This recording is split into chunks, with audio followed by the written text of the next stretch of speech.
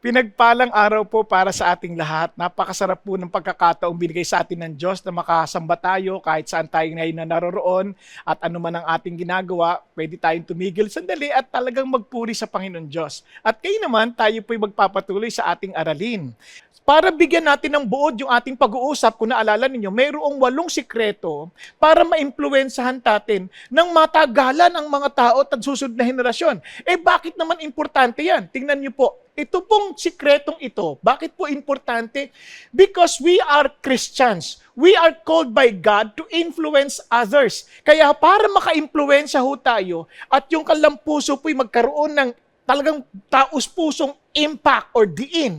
Itong 8 sikreto na to na mula po sa salita ng Panginoon Diyos at isinabuod at sinalaysay ng ating senior pastor dahil sa kanyang sariling kananasan at pagsunod sa salita ng Diyos, napakaganda nitong maintindihan natin. Yung pong modeling, yung open communication, yung time, yung intimacy, yung vision, yung affirmation, training, and trust. Yan po yung acronym na ginamit yung motivate. At mapapansin yun, lahat ng yan ay sama-sama ho yan, hindi ho yan hiwa-hiwalay. Kaya kailangan nating maintindihan lahat yan, isa-isa. Bagamat hindi natin makukuha na isang pagtagpo lamang, ito ay iniisa-isa ho natin sa mga susunod na linggo. Kaya wag ho kayong a-absent. In any relationship, ang number 1 na talaga hong matutunan natin is how to communicate with one another. Ulitin natin, how to communicate with one another. Ang problema, hindi madaling makipag-communicate. Now, kunyari, ano ang basic sa pamilya? Lalaki at ang asawang babae. Man, wife. Alam niyo po bang hindi madali mag-communicate yan? Minsan yung lengguwahe hindi nagkakaintindihan. Even among us, pag nakikinig tayo, isa lang pinakikinggan natin, pero magkaiba pa intindi natin. Now, naalala ko nga po, sabi nung lalaki, "Sweetheart, magbabasketball ako." Sagot ng babae, "Bahala ka." Nako, alam niyo yung bahala kang yan sa lalaki dahil hindi naman ganun katatalino lahat ng karamihan ng lalaki. Ang intindi lang yan, bahala pala ako, di ako na magdidesisyon. Ang babae, sobrang talino. Yung bahala na yun, ang daming meaning nun. Pwedeng bahala ka na ikaw na ang magdesisyon yan, o kaya yung bahala ka, pag tinuloy mo yan, yari ka sa akin. Yung ganun ba? Kung yung pong communication, hamon na sa atin, di lalo na yung open communication, di ba? Kung yung makipag-usap ka, yung bang mag-usap lang, laki ng hamon at challenge sa atin. Lalo na yung open communication. Bakit ko nasabi? Ano ba tong open communication na ito? Pag sinabi nating open communication, sabi nga ho ni Pastor Peter, ito ho yung heart-to-heart communication. Yung bukas ang usapan, yung bukas yung channels na magkakaintindihan puso sa puso. Hindi lang naiintindihan yung sinasabi, kundi naiintindihan yung kahulugan ng sinasabi. Alam nyo, minsan kasi yung sinasabi, maaring naintindihan mo, pero yung talagang sinasabi na kahulugan, hindi nagkakaintindihan. Kaya napaka-importante yon. Na yung bang, pag sinabi mong may open communication, na heart-to-heart communication, ibig sabihin, you are free to express yourself. Yung malaya kang magsabi nung anong nilalaman ng yung loob. Yung hindi mo nararamdaman na parang huhusgahan ka. Hindi mo nararamdaman na mamaliitin ka. You feel safe doon sa iyong pag-uusap. Na alam mo, hindi ka bibigyan ng negatibong reaksyon. Hindi ka nila kukondinahin. Yan. Yan po yung challenge ng open communication. At bakit yan importante? Sabi nga ni Pastor Peter sa kanya, principle of open communication, sabi niya, open communication opens your child's heart. And alam nyo, itong open communication na ito, hindi lang to totoo sa pamilya. If you can do this in your family, if you can open the heart of your children, nako, pagdating mo sa trabaho, you can also understand how to open the hearts of your employees, of the people under you, or the people above you. Biruin mo yun kung matutunan mo ito dito. Kaya, bakit importante yan na mailabas natin kung anong nilalaman ng kalampuso? Sa open communication, kasi sabi ng Panginoon mismo, out of the abundance of the heart, the mouth speaks. Sa madaling salita, mula po sa nag-uumapaw sa puso, yun po ang nasasabi ng labi. Kaya kung gusto nyo malaman kung anong loobin ng isang tao, nako, panoorin nyo yung pananalita. Huwag nyo tingnan yung panlabas. Pakinggan nyo yung sinasabi. Pakinggan nyo paano magsalita. Alam nyo na kung ano laman sa loob. Now, ito po yung challenge po sa atin. Paano natin gagawin yan? Kasi hindi ho madali. Amin, kasi hindi ho madali. Alam niyo, nagpapasalamat talaga ako sa Panginoon Diyos. Kasi ako mismo, hindi ako marunong sa bagay na ito. Hanggang ngayon, inaaral ko pa rin, pero marami na hong naging improvement. Kaya tuwa naman po ako. Kasi kahit paano naman po, bukas kami sa bahay, nakakapag-usap kami. Kaya ho, yung sikretong natutunan ko kay Pastor Peter, sikretong natutunan ko dahil sa Biblia na kanyang tinuturo sa amin. Ngayon, napapasa na e-experience din namin. Now, ano yung sikreto na yan? Alam nyo ba, si James ay nagbigay ng gantong formula. Basahin po natin. Sabi ni James sa chapter 1, verses 19 and 20. Sabi ganon. This you know, my beloved brethren. Sabi niya, dapat malaman nyo na ito, mga mahal kong mga kapatid. Sabi ganon.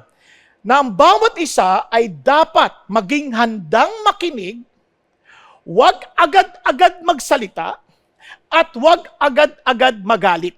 Yan sabi niya. Dahil ang galit ng tao, hindi naman makakamtan ang katwiran ng Diyos. So, para magkaintindihan tayo, ulitin ko maging handa raw tayong makinig at huwag agad-agad na huwag agad-agad na magsalita. Huwag agad-agad na maghalit. Ano sa halip? Na ang sinasabi ni James, tayo daw po ay maging handang makinig. Sa English po yan, dami, swift to listen, mabilis kang nakikinig. Ibig sabihin, talagang yun na excited ka pang nakikinig. You have to show such kind of excitement to listen. Wow, yung expression na yun, napakagandang bagay. So ano sinasabi? Alam nyo bang nakakatuwa yung expression? Kabaliktaran niya ng ating ginagawa. Sa totoo lang, ako mas mabilis akong magsalita. Nakikita nyo naman, pag nagpipreach ako, mabilis ko magsalita.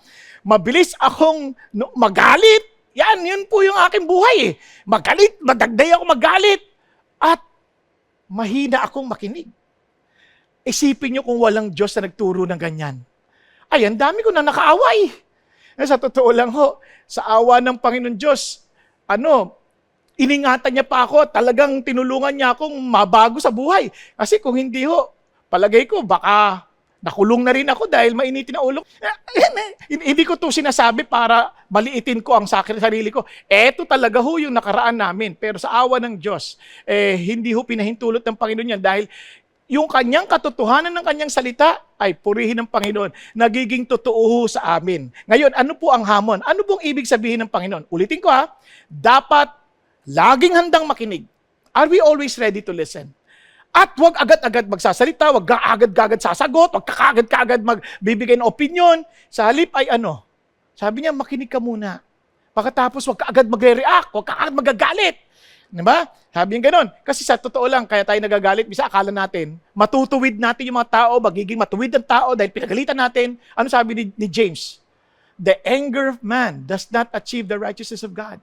Hindi mo naman makakamtan yung katwiran na gusto mong mangyari, yung katwiran ng Diyos sa tao. Dahil pag pinagalitan mo, hindi mo naman makakamtan yun Hindi na dadaan yun sa galit.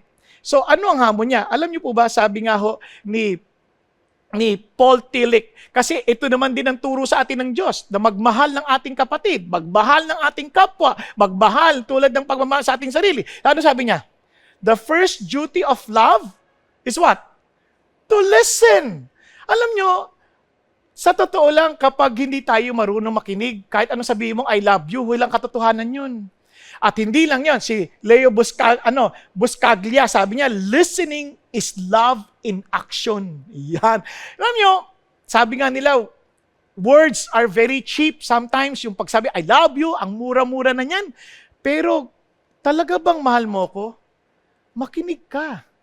Alam nyo, isa pong malungkot na realidad. Alam nyo po sa pag-aaral po sa Amerika, pagtantuho nila, 4.1% lamang ng mga batang babae ang nakakapagbuhos ng kanilang loobin sa kanilang mga tatay. Kaya naman pala, ang dami nagpapakamatay sa mga panahon ngayon, ang dami nasisirang mag-asawa. Alam nyo kung bakit? Sabi ng isang pag-aaral sa Germany, isipin ninyo yung mga babae, nung bagong mag-asawa, kwentuhan ng kwentuhan. Paglipas ng 2 taon, ang kanilang pag-uusap, nahuhulog na lamang sa mga 20 minutes bawat isa. Paglipas ng mga 3 taon, 12 minutes na lamang. Pagdating ng 4 na taon, 8 minutes na lamang. Pagdating ng 8 taon, speechless na sila sa isa't isa. Hindi na sila nag-uusap. Kaya aasa tayo na maaayos ang mga pamilya. Kaya tinan nyo, maraming tao, marami ng problemang hinaharap. Walang pera. Pag-aawayan pa na mag-asawa. Kung nakakapag-usap sana sila ng heart to heart, di naiisip nila paanong solusyon at paano sila magtutulungan para maayos ang kanilang problema. Lahat tayo'y mahina.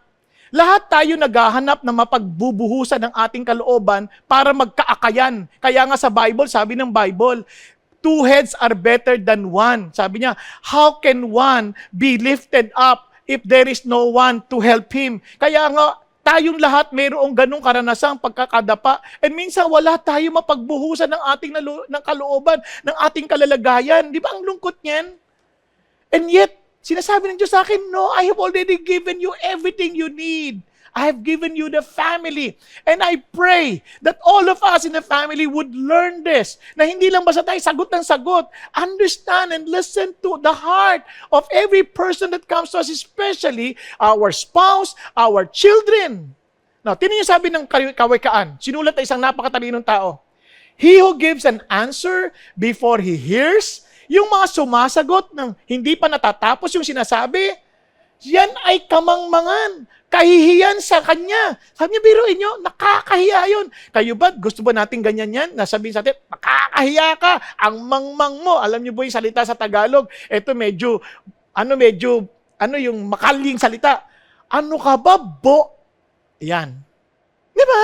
Parang, wow, ayaw nating marinig yan, but oftentimes we do that. Tingnan niyo pa, para madagdagan pa. A fool does not delight in understanding. Ang taong hindi nag-iisip, ang taong ganyan. Pero sabi, hindi iniintindi. Hindi siya masayang intindihin yung kausap. Ang gusto niya lang, siya lang yung salita ng salita. Aaminin ko sa inyo, iyan ang isa sa pinakamalaki ko rin problema bilang isang pastor. Minsan, salta ako na salta. Minsan, di ako nakikinig. Kaya ako, napapahamak ako eh. Di ba? Talagang mas marami yung sinabi kaysa sa pinakinggan. Pero purihin nga ang Panginoon Diyos, kung hindi ho sa mga babalang katulad nito, ay nako, mabibilang din ako sa mga tulad nila. Bakit? Kasi nga, lahat tayo may ganong kahinaan. And buti na lang nga ho, kaya nga ho, ngayon lang nakakatawa na. Minsan, natin nakikita yon yung dahil hindi tayo nakikinig. Pati sa mga pagbabago ng mga salita. Alam nyo, kaya nga tinatawag lang may communication, merong generation gap. Hindi ang totoo niya, wala hong generation gap. I agree totally with Pastor Peter and Ma'am Diona when they said there is no such thing as generation gap. It is only communication gap. Paano ko nasabi? Alam niyo po ba, kahit sa salita lang, noong pa hindi ko naiintindihan yung LOL, biglang may nag-text sa akin, nakalagay LOL. Sabi ko, loko to ah. Bakit ako minumura nito? Parang ako palang maruming isip. Biro niya, ibig sabihin pala doon, laugh out loud, di ba? Parang nakakatawa naman, parang nakakahiya namang sabihin. Lalo na itong salitang narinig ko, yung minsan, awit. Sabi ko, awit, maganda yan. Yung pala, sakit. Ganun pala yung ibig sabihin nila. Ang dami lang mga sinasabi, pero kung hindi ka nakikipagkwentuhan sa mga bata, hindi ka nakikipagkwentuhan sa anak mo na nasa ganung henerasyon, hindi mo maintindihan, pinagtatawanan ka na pala nila, ginagamit nila yung salitang mga ngayon para lang pagtawanan ka. Buti na lang, kung meron kayo nag-uusap kayo puso sa puso, sila mismo magliligtas sa iyo. Hindi ka mapapahamak kung kani-kanino. Kaya ito ang pinakasusi ng open communication. Ano? Makinig, makinig, makinig. Sabi nga ho sa wikang English si Pastor Peter na sabi sa kanyang preaching umaga, the more you listen, the more you understand. The more you understand, the better you communicate. The better you communicate, the greater is your what? Influence. Ulitin ko. Makinig, makinig, makinig. Dahil kung nakikinig ka, ano mangyayari? Lalo mong mauunawaan. Kung nauunawaan mo, lalo kang makakapagpalitan ng kuro-kuro o ideya. Kapag naman nagkaintindihan, lalo mong maiimpluwensyahan yung tao. Kaya ho, bakit hindi tayo nagkaroon ng ganyang pagkakataong open communication? Bakit ho? Kasi tayo na mismo ang naglagay ng mga hadlang. Tulad ng mga kapahayagan na Pag nagsasalita na sa atin yung bata, nagsasalita na sa atin yung mga ibang tao, we always tell, busy ako, please. Huwag mo muna ako istorbohin. Mga salitang, ang daming distraction, lalo na ngayon, panoorin niyo yung mga pamilya ngayon pa nag-uusap, pag nasa hapagkainan. Lahat nakayuko, akala mo nagpe-pray. Yung pala, lahat nakatingin sa cellphone. Parang, wow, wala nag-uusap. Lahat nakatingin sa cellphone. May kanya-kanya silang mga distraction. Pagdating sa bahay, lahat may kanya-kanyang hawak na gadget. May computer, may telebisyon, mayroong cellphone. Wala, hindi na nakakapag-usap. Siyempre, minsan nagmamadaling sumagot. Parang hindi interesado makinig. At siyempre, kung mag-react pa, negatibo pa. Buti sana kung ganun lang. Ang dami-dami ho nating mga ginagawa na minsan naghahad lang. Minsan, piniprejudge natin yung tao pagkausap. Minsan, hindi lang natin piniprejudge. Nag-aano din tayo, nagiging investigador tayo pag kinakausap. So, lahat parang turn off, ayaw na lang magbukas. Kaya nga, ito ho ang mungkahi natin.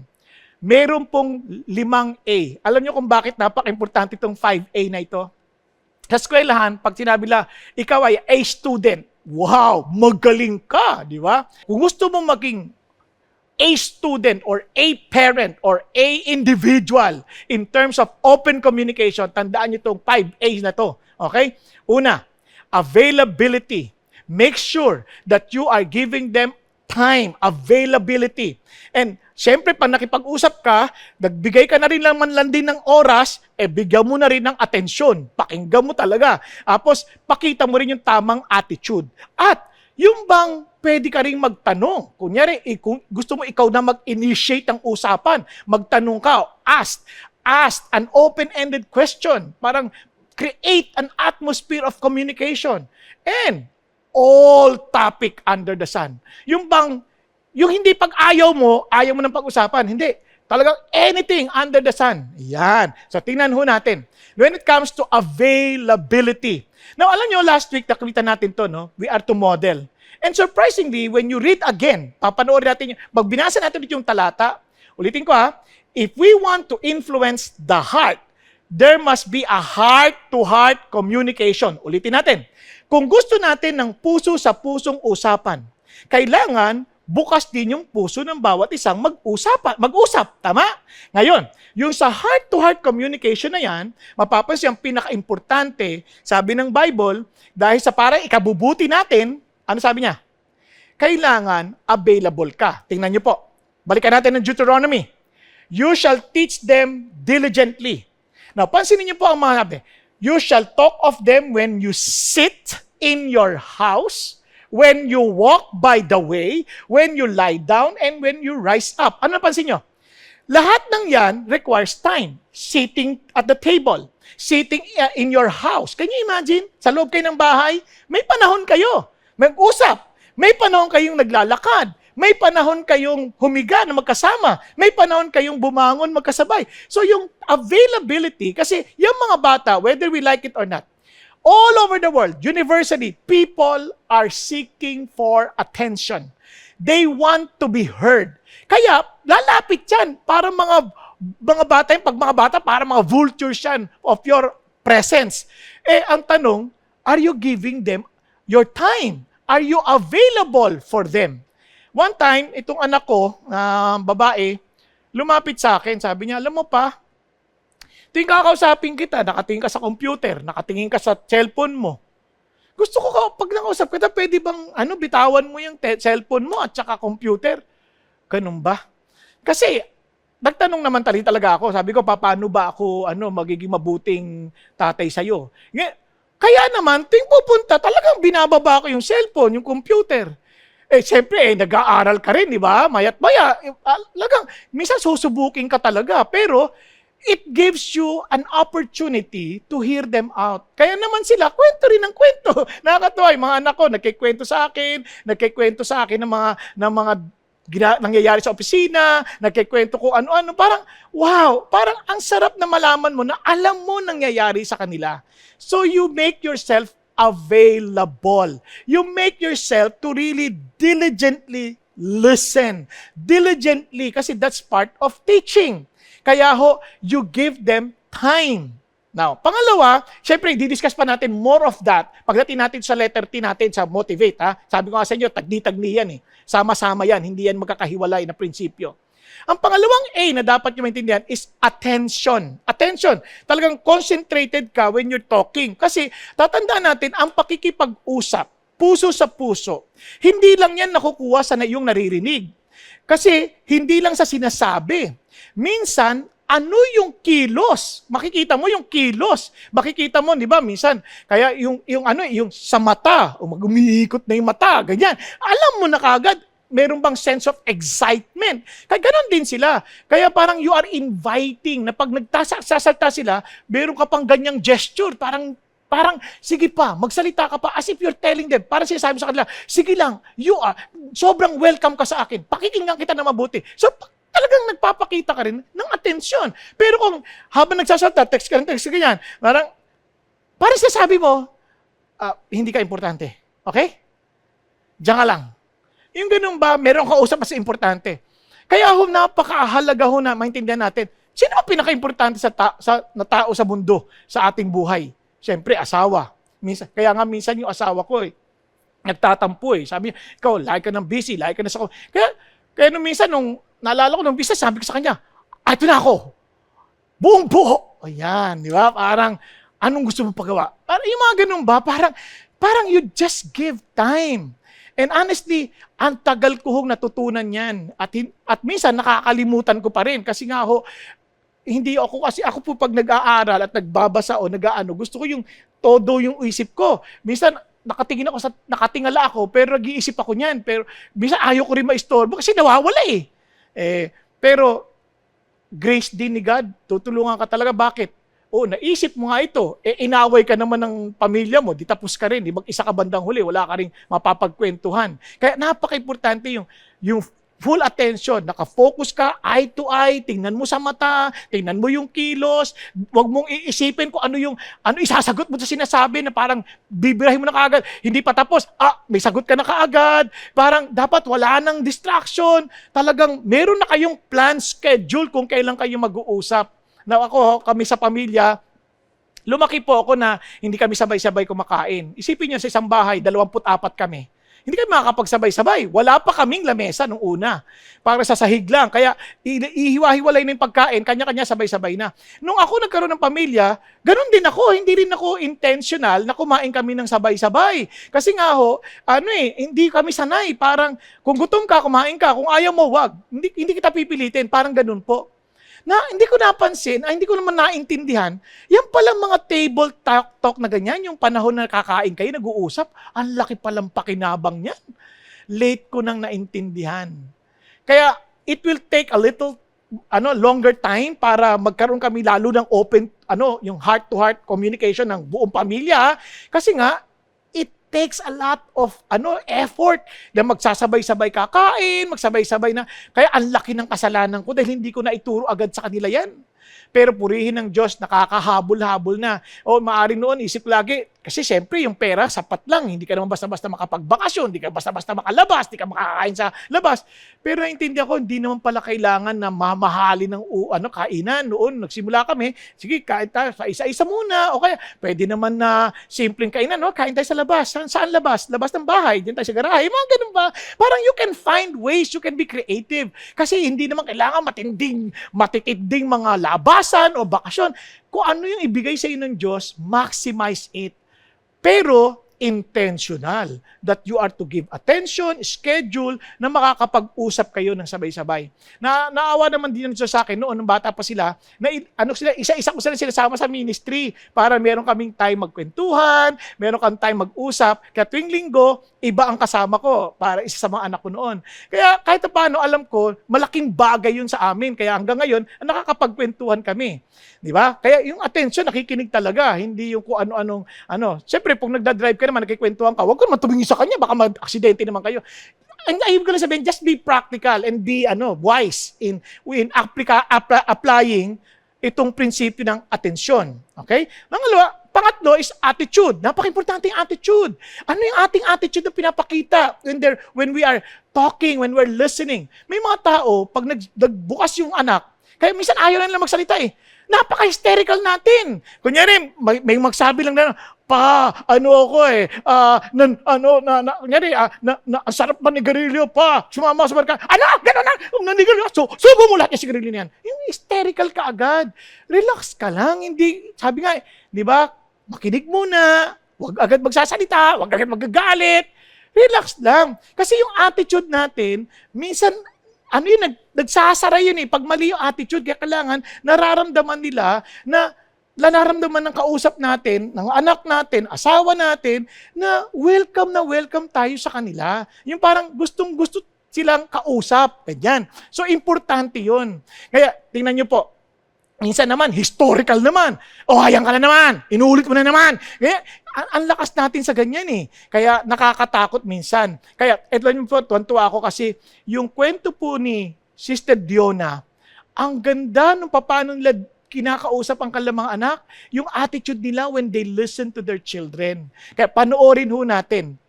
When our daughter was in college, she got into a group that enjoyed partying, like drinking. She had never done that before. One night she came home and she said to us around the dinner table, "Mom, Dad, I enjoy drinking." The reality is that sometimes your children will say things that will be shocking to you. At first I wanted to react, but then I remembered. I took a deep breath. I said, "Really, honey? So why do you say that?" So we let her express her opinion. And then after talking for a while, I said, "Can I share my own story?" That I grew up in a military family, and I saw many people who started drinking socially and it deteriorated into alcoholism. So I said, once you open this door, it might be hard to close. Then we just really prayed for her and kept praying for her. We didn't really scold her about it. We just tried to process it. One night she came home from San Miguel Pub, which was the go-to place at that time for the kids, and she threw herself on the bed. She said, "I think I'm going to die from secondary smoke." In my mind, that's progress. And then after that, a few weeks later, she came home and she said, "You know, Mom and Dad, I've been thinking about this. I'm a follower of Jesus, but my lifestyle does not reflect that. I'm having no spiritual impact on the lives of my friends by my behavior. So I've decided to live differently, to follow Jesus and honor him." Then she turned to both of us and she said, "Thank you for walking alongside of me in my journey." That's a picture of open communication. It's more of a coach approach where we help them process, think through by asking questions and be there to cheer them on. So God bless you. Napansin ninyo? Grabe, no? Isipin mo, marinig mo kaya anak mo na bigla sabihin sa'yo na, "Gusto ko uminom, enjoy ako uminom." Ako yan. Inom ka! Diba? Hindi, pero ang galing nila. Relax, tama. Pigil, kinig lang muna, tapos kwento, ipakita mo ring mahina ka din, mayroon ka rin problema, hindi man tayo perfect, na nag-struggle din tayo. Minsan kasi, dating natin, para tayo, walang ka-struggle ng bata tayo eh. Parang, nung ako nag-aaral ang sipag-sipag, ikaw, anong klase kang bata? Kaya mga ganun ba? May attitude eh, nakikita. Alam nyo nga, sa Pilipinas, isa sa pinakamalaki nating problema, sa totoo lang. Ayaw naman talaga natin makipag-usap eh. Karamihan hindi ko nilalahat. Yung bang mga sa kultura natin, yung pag nagsasalta yung bata, tumahimik ka, sasapakin na kita. Yung ganun. Huwag kayong magalala. Yung kinikwento ko sa inyo, ano naman din to eh. Nangyari na rin sa akin. Ibig sabihin, naranasan ko na rin to, na anak lang kita, huwag kang sasagot-sagot sa akin. Ganyan ba? So wala nang heart-to-heart communication kasi nga, you are, parang yung attitude mo, parang kang hari eh. Parang ganyan. So, yun ang isang bagay. Alam nyo, siyempre ang hirap ng bawiin, no? Humingi akong tawad, pero it takes, parang a lot of time para makabawi. So, itong medyo lumalaki na yung mga anak ko, ang problema, pag nagdadalaga na yan, nagbibinata na yan, marami na silang mga issues na hindi na lang maikikwento na sa'yo kung hindi ka rin open sa kanilang pakikipag-usap. And mabait ang Diyos, nabigyan akong pagkakataong humingi ng tawad. Tapos, siyempre, bawi-bawi, mali-mali, bawi-bawi, mali-mali, bawi-bawi. Natutunan ko rin tong issue na to. Hindi, pagka ikaw na sadyain mo na makipag-usap. Paano? Ask an open-ended question. Kunyari, galing sa eskwela, talang tatanong ko, kamusta kayo sa school? Kamusta? Anong nangyari? Para talaga pinapakita ko yung interesado ko sa kanilang pag-aaral. Interesado ko sa kanilang nangyayari sa eskwelahan. Interesado akong pakinggan ano mga pinagdadaanan nila. Kahit meron akong nababasang text na hindi sinasadya na parang gusto mag-react pero hindi, sige lang, relax lang, usap, kwentuhan. And hanggang sa makakwento na sila ng mga kwento nila about their crushes, kwento nila about their struggles. Di ba ang sarap noon that hindi ka nag-iimbestiga? Yung mga question na hindi nasasagot ng oo at hindi lamang, kundi talaga yung mga tanong na nagbubukas ng pintuan para naman sila ay magkwento. Now, alam nyo, isang bagay din, dapat, handa rin tayo pag sila naman nagtanong. Naalala ko tuloy yung bata, nagtatanong, naglalakad sila yung tatay niya, tatanong siya, "Pa, may tanong ako, okay lang po ba?" "Oo naman." Sabi niya, "Nakita ko yung antena na yan, diyan pala nakukuha pag nanonood ng TV, makukuha pala diyan yung mga pinanonood natin. Ang galing, no? Pa, paano nangyayari yun?" Grabe naman tong anak ko, tali-talino. Sabi niya, "Ang galing mo naman magtanong, anak. Pero anak, pasensya ka na, hindi ko alam eh." "Okay lang po." Di lakad na naman. "Dok, may kumidlat. Papa, yung kidlat pala yan, grabe pala yung power niya. Paano nangyayari yan? Nakakasunog pala, oh." "Dok, grabe naman mga tanong mo, anak, ang tindi. Pero alam mo, anak, ganda ng tanong mo, pero pasensya ka na, hindi ko alam eh." Okay. So, ang dami niyang tinanong. Sa totoo lang, walang nasagot yung tatay. Pagdating na sa bahay, sabi niya, sabi ng anak, "Pa, pasensya na po kayo, ang dami kong tanong ha." "Okay lang yun." Sabi niya, "Paano ka matututo sa buhay kung hindi ka magtatanong?" Wala naman siya nasagot. Di ba? Minsan, alam niyo, yun ang problema rin natin. Hindi, yung pagmamahal talaga, we are also making ourselves, yung ginagawa natin sarili natin, prepared din para pag nagtanong mo sila, nasasagot natin. Kasi mga bata yun, sobrang daming tanong yan. Tanong tungkol sa buhok, tanong sa mga pakiramdam. Isipin mo kung hindi tayo prepared, hindi tayo nag-aaral, hindi tayo nagsasaliksik din ng sarili natin. Talagang, walang sasagot natin sa kanila. Tatandaan nyo, house is built with understanding and wisdom. So, kailangan tayo rin. Pag nagtanong sila tungkol sa Bible, alam ba natin? Nagbabasa ba tayo? Di ba? Kaya minsan, nagsa-shutdown na lang. Hindi na lang sila makipag-usap sa atin kasi nga, hindi, parang feeling nila, ikaw din, hindi ka naman interesado sa katotohanan. Ba't pa ako magtatanong sa'yo? At ba't pa ako magiging interesado? So, ibig sabihin, talagang, when they ask and when we ask, we're showing interest. We're showing yung talagang what we value in life. Pinapakita na yung pagpapahalaga natin. Kaya nga, ang galing ng sabi ng Proverbs, sabi niya, "A plan in the heart of a man is like a deep water." Ang dami niyan sa puso ng bata. Dami ng mga plano. Kaya naman, yung tao na may kaunawaan, nilalabas yan. Yan sa pagtatanong lumalabas. Kaya dapat pasensyoso ka na nakikinig. Di ba? Dapat tahimik ka muna. Dapat talagang patapusin mo muna yung kanilang sinasabi. Tapos magtanong ka pa. At siyempre, ingatan natin, iwasan natin yung agad-agad na pagtutuwid. Agad na pagtutuwid. Kailangan nating intindihin. Kailangan natin talagang ilabas. Naalala ko po yung kwento ni Zig Ziglar one time.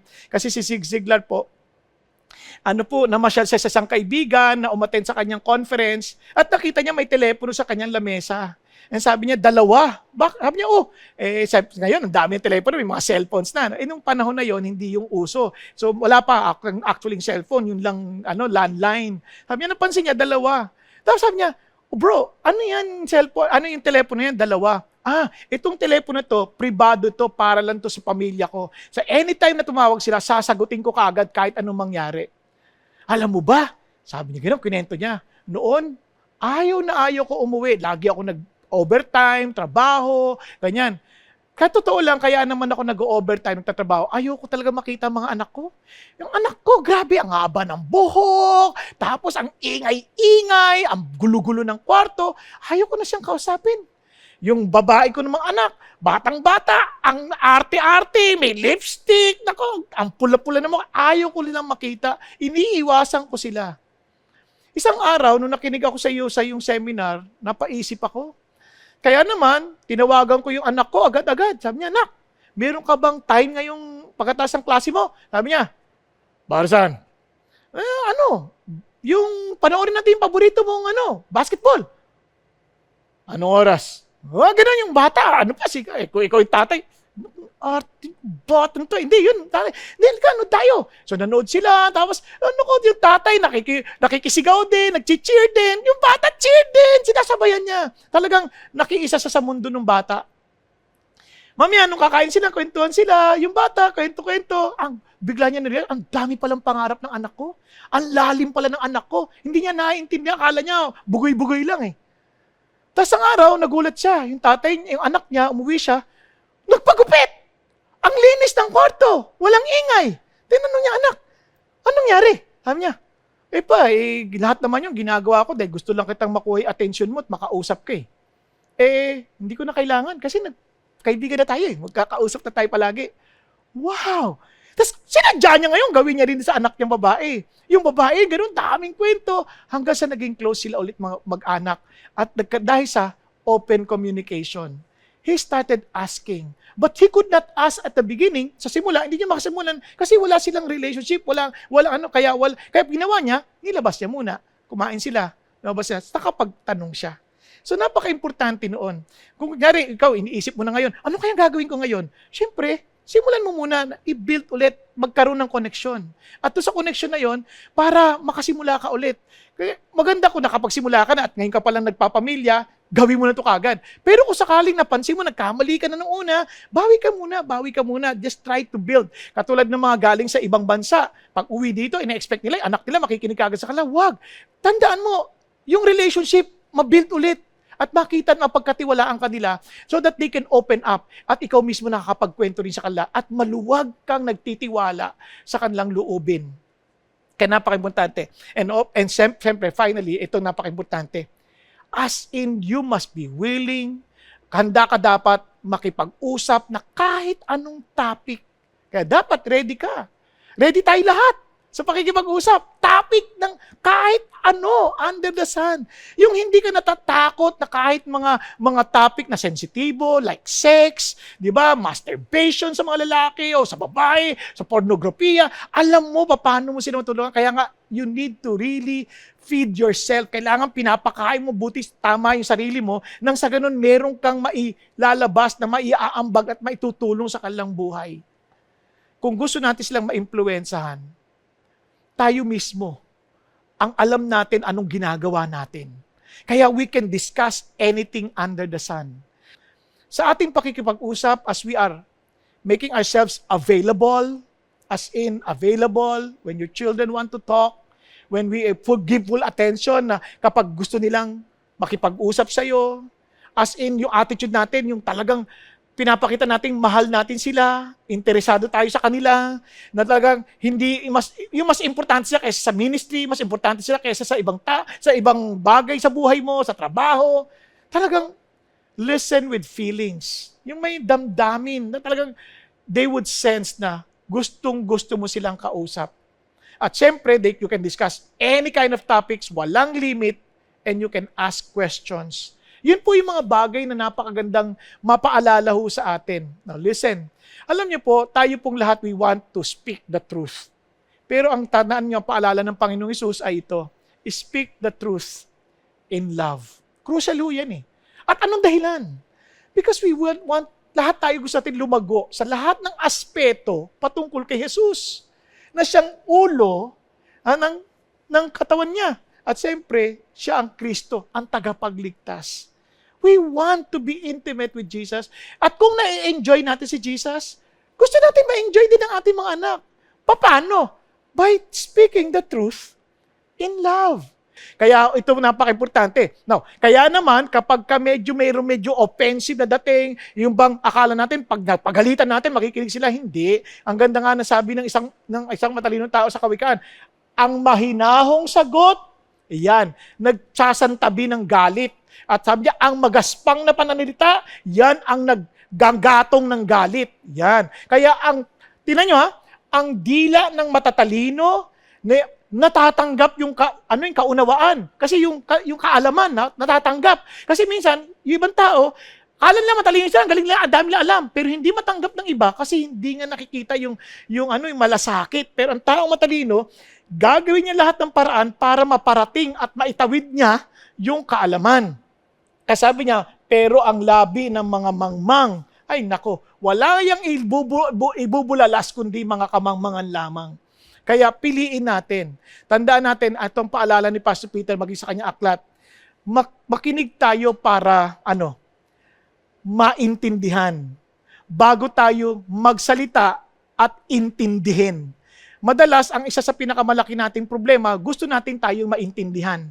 Pero hindi tayo handang umintindi. Kaya ingatan natin yon. As I have said earlier, tayo pong lahat ay larawan at tayo po yung physical manifestation na makikita nila ng katotohanan ni Jesus Christ. Kaya nga tayo witnesses. Kasi sa lahat ng bagay, dalangin ko po na makita nila sa atin yung puso ng Diyos na handang makinig sa atin, puso ng Diyos na na masayang-masaya siya pagkausap tayo, yung puso ng Diyos na gustong-gusto niya tayong makapaniig o makakaroon ng ugnayan. Yun ang nais po na mapaabot sa atin ng Panginoon. Now, alam niyo po, sabi nga ho ni Pastor Peter, gusto ko lamang mudiinan, sabi niya, open communication what? Opens the heart. Because they know they are understood and loved. God's Spirit and God's Word are able to do its work. Yung salita ng Diyos, yung gawain, lalo na itatawid. Bakit? Dahil sa atin, nakikita natin, we are willing to listen because we care, we love, and we reflect God. Tayo pong lahat ay yumuko sandali at pumikit. Panginoon, pinapanalangin ko rin ang bawat pamilyang aming nire-represent. Tulungan niyo po na maging sa aming mga kani-kanyang pamilya ay matuto kaming makinig sa puso ng bawat isa. Huwag na namin intayin ng iba pang makinig sa amin, ngunit kami na mismo ang unang magbigay ng initiative na makinig sa loobin ng kanilang mga puso, sa kanilang mga pinagdadaanan, nang sa ganun sila'y maakit lalo sa inyo. Mananampalataya man o hindi, lalo silang mapaibig sa inyo, lalo lang maranasan ang katotohanan ninyo, dahil ilagay niyo sa aming puso ang inyong puso. Panginoon, salamat po. At tulungan niyo magsimula sa amin ang puso sa pusong pakikipag-usap, dahil kayo ang aming Panginoon na nabubuhay sa amin. Salamat po at gamitin niyo po ang inyong mga anak na maging paraan para magdala ng pagbabago at magbuting impluwensya sa bayang ito at maging sa mga susunod na henerasyon. Sa pangalan ni Jesus, ito pang aming dalangin. Amen at amen.